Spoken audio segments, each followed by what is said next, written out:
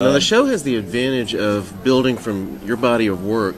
Are there lessons you learned from the stories along the way, or some complaints readers would have, like, who was taking care of Rick at the hospital, that the show builds in or avoids? Well, there are things like that I think are boring. And, obviously there was a way that he was able to survive in that hospital bed. I imagine that things went to hell, and there were people that were still taking care of him up until the last minute, and then they abandoned him shortly before he woke up. Like, there's obviously ways that it all makes sense and everything. You actually called me a genius for a letter I had in the column suggesting that. I was being kind. I believe it. Sometimes he's cranky with his letters. But it's just... And the show is doing a very good job of this too.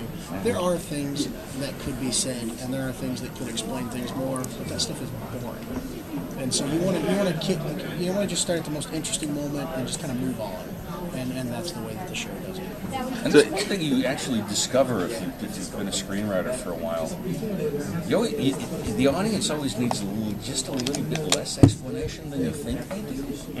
And this is the one thing you would discover in the editing room too, where you think, you put these scripts in front of the camera and you think, well, they're absolutely going to need to know this. They're absolutely going to need to know this scene or this part of this scene or this line of dialogue. And once it's in front of you, go, they don't need to know that. Get that, cut that out. Get that out of there. Pace this thing up because the audience intuits, a tremendous amount. There's a shorthand that's developed with an audience that you don't have to explain everything, which is fantastic. You don't have to show everybody driving up, parking their car, getting out, walking across the street, going up and knocking on the door, for example, to know that the guy came over and now they're having a conversation. You can just cut into the scene. You look at some of the older movies, 30s, 40s, everybody's always getting out of the car, walking across the street, knocking on the door. It's madness. I didn't see that doorknob turn. How did that door open? I want to hear what he would say to the question you asked Norman and the others. Oh. Because I want to know what he would do. If you were bitten by a zombie, what would you do? What would I do? Fresh bite.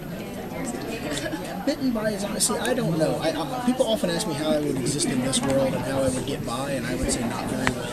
I would probably hang myself or jump off a building very early on. Because I've written this comic, I know how bad it would get, and I don't want to get there.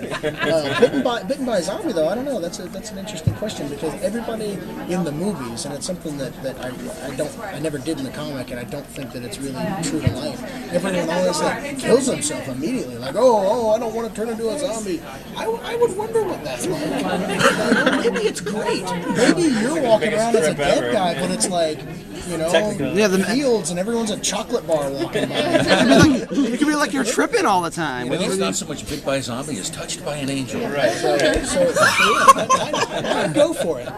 I'd get away from anyone I could hurt, and then I would go for it. I'm so married on Halloween, and we're actually taking an hour and a half off of the reception to bring in a TV to watch. No! Well, because we're comic book geeks, and when we realized that it was actually on our wedding day, we paused and said, can we move our date? But we'd already paid for it, so I just congratulations. Thank you. But we were really excited because now we're going to have We are going to be guests at their wedding. If you stop and think of it in those terms.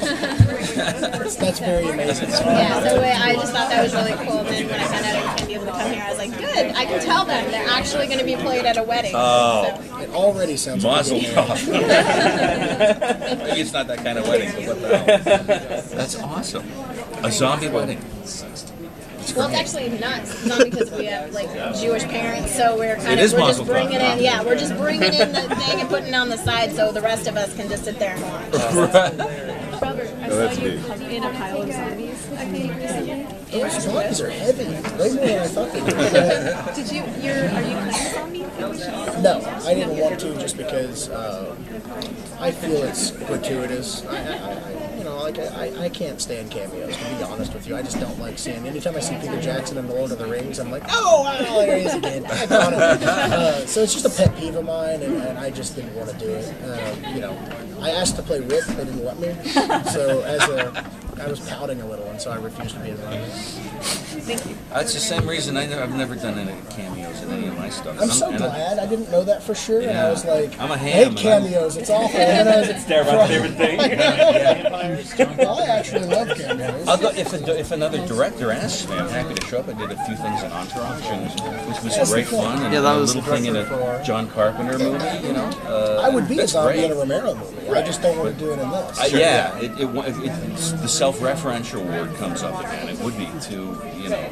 I find it distracting to direct. The Entourage get you on these posters for Ferrari. They did. They said it's hilarious with Vinny Chase's head and the sort of badly superimposed on the Ferrari driver. It's hilarious. They sent it over to me. I framed it. It's up in my office. Awesome. Are we moving over? Okay. Thanks, everybody. Thank you. Congratulations. I hope your Thank wedding you. goes Thank you. well. It's good to see you. Keep it real, Wiggles. All right, you too, Kirkman. Come on, everybody.